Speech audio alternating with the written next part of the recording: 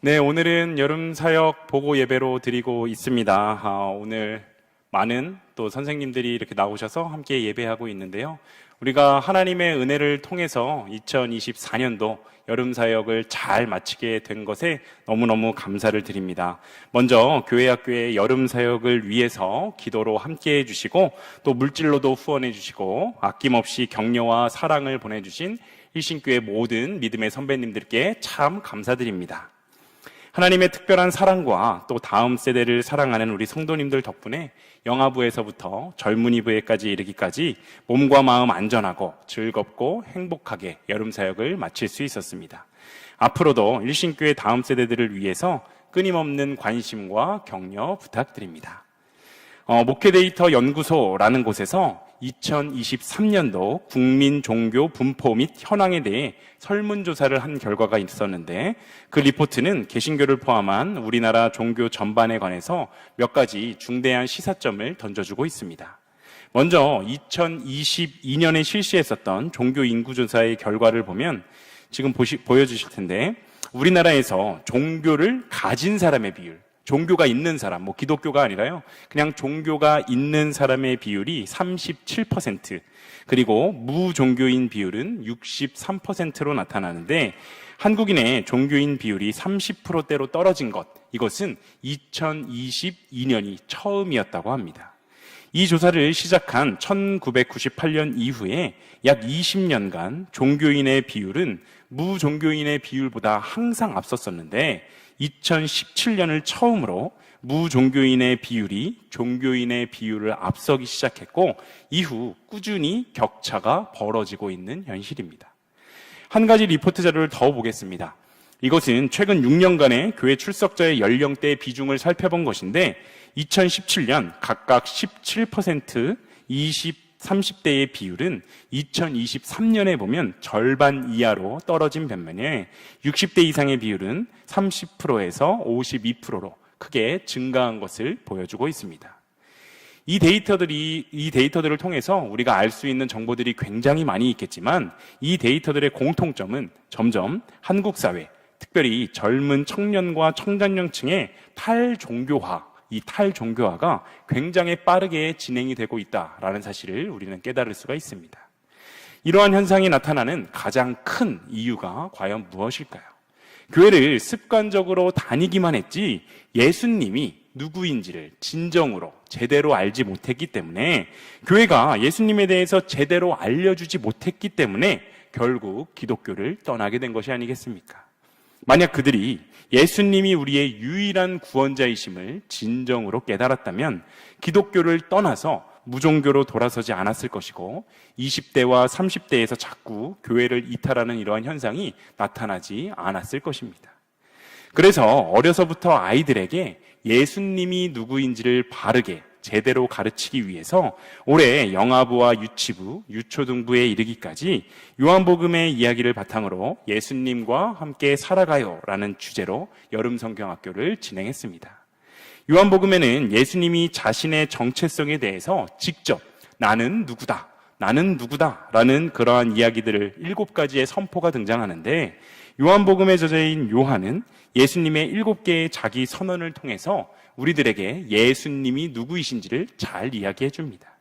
책이 쓰여질 당시 예수님을 믿는 것만으로도 굉장히 큰 핍박을 받았었던 그리스도인들에게 예수님이 바로 하나님이시다라는 이 사실을 선포하여서 그리스도를 따르던 제자들에게 힘과 위로를 주었는데 우리 아이들도 혼란하고 급변하는 이 시대 가운데 예수님이 누구신지를 올바르게 아는 것으로 세상을 이길 힘을 얻기를 바랬습니다.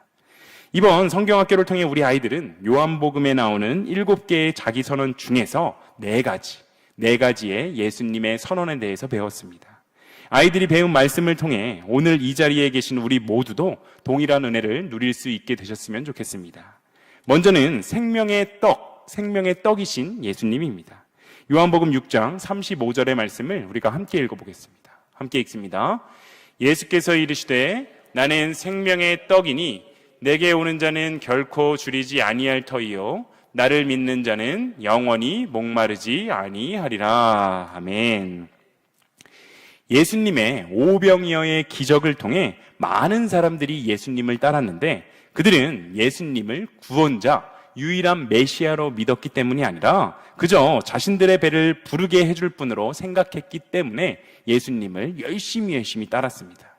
하지만 예수님께서는 이렇게 말씀하시죠. 나는 생명의 떡이다. 나에게 오는 사람은 절대로 굶주리지 않고 나를 믿는 자는 결코 영원히 목마르지 아니할 것이다. 아멘. 우리가 매일 먹는 끼니는 시간이 지나면 다시 배가 고파지지만 한 번 먹으면 절대 굶주리지 않고 영원히 배부를 수 있는 것이 바로 생명의 떡이신 예수님이십니다. 생명의 떡이신 예수님을 믿고 영생의 소망을 누리는 기쁨으로 살아가시는 우리 모두가 되시기를 소망합니다. 두 번째, 선한 목자이신 예수님입니다. 요한복음 10장 11절을 함께 읽어보겠습니다. 함께 읽습니다. 나는 선한 목자라. 선한 목자는 양들을 위하여 목숨을 버리거니와. 아멘. 이스라엘 사람들에게 목자와 양은 주변에서 자주 볼 수 있었기 때문에 아주 익숙했습니다. 그런데 목자들 중에서는 자신의 양을 직접 돌보는 사람들도 있었지만 돈을 받고 다른 사람들의 양을 대신 돌봐주는 사꾼 목자도 있었습니다. 하지만 오늘 본문의 예수님은 당신을 지금 무엇이라 라고 이야기하고 계십니까? 당신은 그냥 목자가 아니라 선한 목자다 라고 말씀하십니다. 예수님은 당신의 양인 우리를 위해 십자가에 달려 죽으시고 당신의 목숨을 내어주실 정도로 우리를 너무나도 사랑하시는 분이십니다.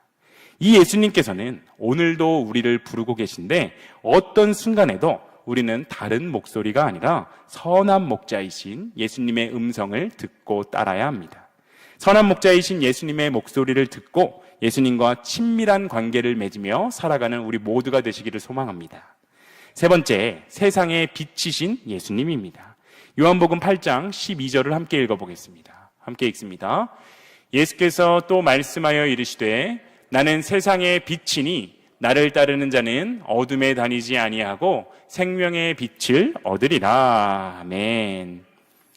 이스라엘 백성들이 반드시 지켜야 하는 절기 가운데 하나인 초막절, 이 초막절을 지킬 때에 그들은 애굽에서부터 당신들을 구원해 주시고 광야에서 불기둥으로 인도하셨던 하나님의 그 사랑, 그 놀라운 사랑을 기억하며 성전에 밝은 빛이 가득하도록 촛불을 켜고 기쁘게 춤을 추며 이 절기를 지켰습니다.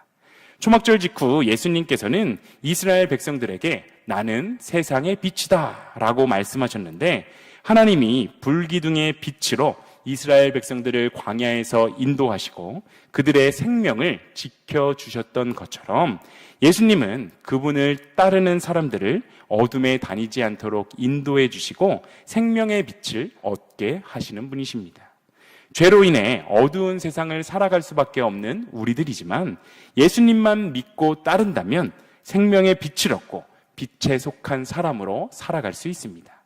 온 세상의 빛이신 예수님을 따르는 우리 모두가 되기를 소망합니다. 네 번째, 참 포도나무이신 예수님입니다. 요한복음 15장 5절을 우리가 함께 읽어보겠습니다. 함께 읽습니다. 나는 포도나무요 너희는 가지라. 그가 내 안에 내가 그 안에 거하면 사람이 열매를 많이 맺나니 나를 떠나서는 너희가 아무것도 할 수 없음이라. 아멘. 예수님은 참 포도나무이고 우리는 가지입니다. 가지인 우리가 많은 열매를 맺기 위해서는 반드시 참 포도나무이신 예수님에게 붙어 있어야 합니다. 특별히 열매 맺는 삶, 이 열매 맺는 삶이라는 것이 무엇일까요?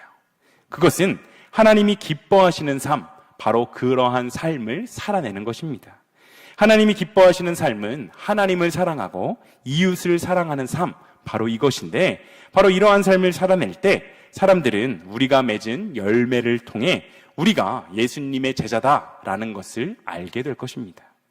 열매를 맺지 못하게 방해하는 것들이 있다면 과감하게 잘라내고 하나님께서 기뻐하시는 행동으로 풍성하게 열매를 맺어 하나님께 영광 돌리는 삶을 살아내시는 우리 모두가 되시기를 소망합니다. 영아부, 유치부, 유초등부 아이들이 예수님과 함께 살아가요라는 주제로 여름 성경학교를 잘 마치고 청소년부 여름 수련회가 있었습니다. 청소년부 여름 수련회는 정말 오랜만에 외부에 나가서 잠을 자고 일정을 보내고 돌아왔습니다. 2024년 청소년부 여름 수련회 주제는 예수님 안에서 누리는 기쁨이었는데, 우리가 이 세상에서 진정한 기쁨을 누리려면 과연 우리는 어떠한 삶을 살아야 할까요? 이 세상의 모든 사람들은 적어도 하나쯤은 행복을 가로막는 큰 문제들을 가지고 있습니다.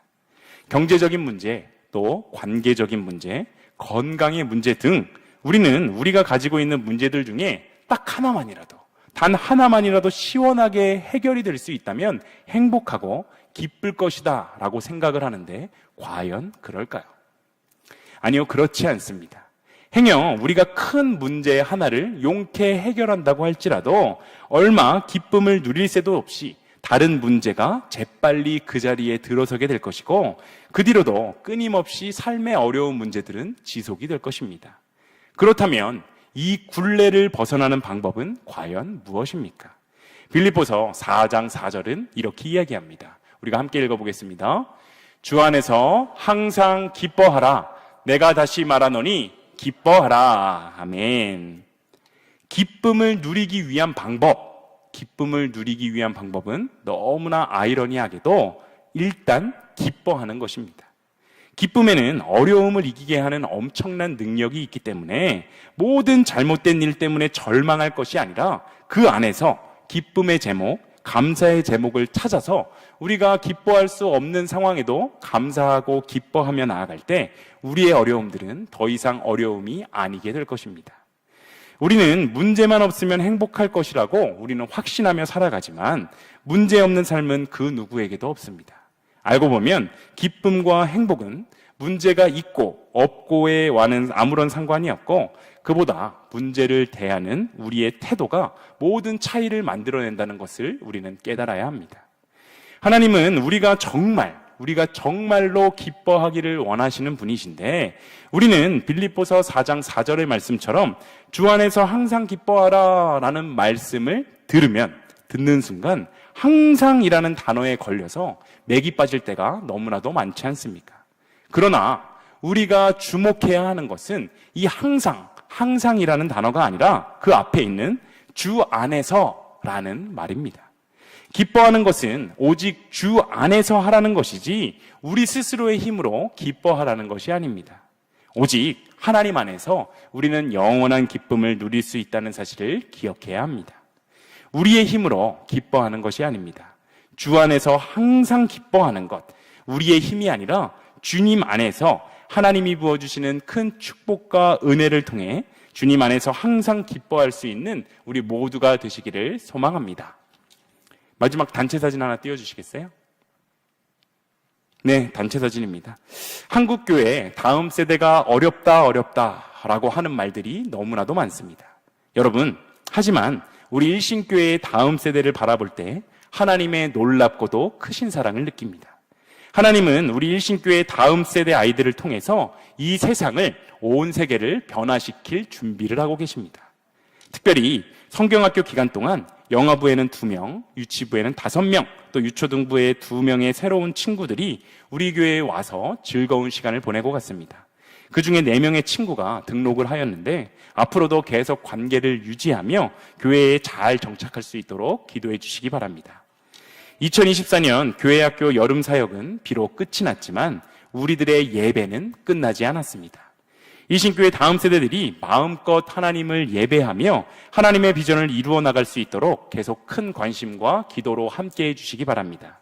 또한 이 소중한 다음 세대들이 마음껏 뛰놀며 교회에 나오는 것 자체가 기쁨이 될 수 있도록 센터 건축을 위해 계속하여 기도로 함께해 주시고 하나님이 기뻐하실 건축위원장 또 위원들이 세워질 수 있도록 기도해 주시기 바랍니다. 마지막으로 이 소중한 아이들을 위해 밤낮으로 기도하고 여름 사역을 위해 자신의 휴가, 자신들의 개인 시간들을 모두 반납하고 한 영혼을 세우시기 위해 최선을 다하신 우리 교회학교 선생님들에게 하나님이 부어주시는 넘치는 은혜와 큰 복이 가득하기를 기도해 주시기 바랍니다. 다시 한번 일신교회 2024년 교회학교 여름 사역을 은혜 가운데 마치게 하신 하나님께 감사하며 매일매일 주님의 사랑으로 성장하는 우리 일신교회와 일신교회 교회학교가 되기를 간절히 소망합니다.